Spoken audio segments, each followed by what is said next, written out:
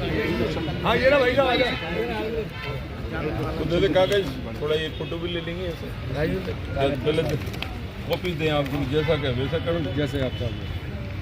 बैठ लेना। हाँ भाई बैठ।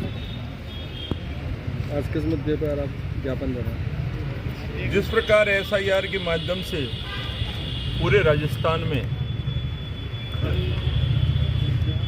निर्वाचन अधिकारी SDM को प्रपत्र 6, 7, 8 भेजे गए हैं और एक गोपनीय तरीके से प्रशासन पर दबाव बनाकर प्रत्येक विधानसभा में 6 से 7 हजार नाम काटे जा रहे हैं और इसको ओपन नहीं किया जा रहा।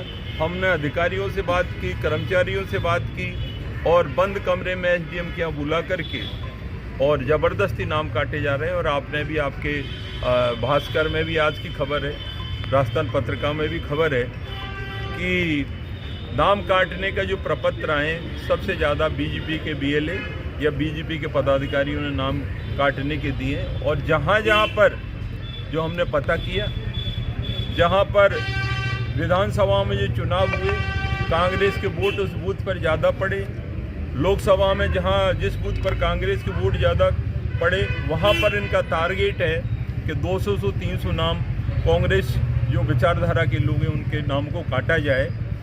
तो ये बड़ी गंभीर और दुर्भाग्य की बात है कि इस लोकतंत्र में फर्जी तरीके से, बेईमानी से चुनाव जीतना और सत्ता में आना और सत्ता का दुरुपयोग करना, और निर्वाचन विभाग कुछ बोल नहीं पा रहा है। तो ये बड़ी दुर्भाग्य की बात है कि हम लोगों को भाई SIR जिसके माध्यम से कि भाई पुनरीक्षण हो रहा है, गहन परीक्षण हो रहा है, जो नाम है फालतू के उनको काटे जाएं, सही नाम जोड़े जाएं, तो वहाँ तक तो एक अच्छी बात है। लेकिन गोपनीय तरीके से अभी कुछ दिन में, एक सप्ताह के अंदर अंदर प्रत्येक विधानसभा को टारगेट दिए गए हैं कि 5 से 6 हजार नाम आप काट के भेजिए। और जो शिकायत करता है वो ज़्यादातर भाजपा के कार्यकर्ता हैं या ऐसे कार्यकर्ता फर्जी हैं, उसी परिवार के आदमी का नाम काटना है और उसी परिवार का नाम के माध्यम से एप्लीकेशन लगा रहे हैं कि भाई इसका नाम काटा जाए, ये यहाँ पर नहीं रहता है या मृत्यु हो गई है या अन्य कोई बहुत 3-4 कारण है फॉर्म नंबर 7 में। तो उनको लेकर जरिया, और ये सरकार भारतीय जनता पार्टी की किस तरह का एक षड्यंत्र रच रही है। अरे चुनाव जीतो, लोकतंत्र में सबको चुनाव लड़ने का अधिकार है, लोगों को काम कराओ, विकास करो। विकास के नाम पे कुछ हो नहीं रहा। कभी हिंदू मुस्लिम की लड़ाई के धर्म की बात आती है, कभी अन्य मुद्दे आते हैं, कभी वंदे मातरम की बात होती है, कभी अन्य मुद्दों की बात होती है। टीवी चैनलों पर देखेंगे विकास का मुद्दा कहीं नहीं आएगा, लोगों को रोजगार युवाओं को नहीं मिल पा रहा है। लोगों को आज देखो पूरे देश में नरेगा का नाम बदल दिया है। नाम बदलने से क्या होगा? काम करवाओ, विकास करवाओ। इस करौली जिले में जब से भारतीय जनता पार्टी की सरकार आई है, विधायक लूट खसोट कर रहे हैं और विधायकों के माध्यम से ही नरेगा चल रही है। बाकी नरेगा पूरे करौली जिले में बंद है। तो हम तो ये कहना चाहते हैं, भारतीय जनता पार्टी के मुख्यमंत्री भजनलाल जी शर्मा एक अच्छे व्यक्ति हैं, व्यक्तित्व पर्सनली मैं उनको जानता हूं। तो ये चीज़ें जो हो रही हैं इस प्रकार की, नीचे कौन कर रहा है, किसके माध्यम से लोग कर रहे हैं, आपका मैसेज ठीक नहीं जा रहा है। इसको ठीक करें, लोगों को काम मिले, रोजगार मिले।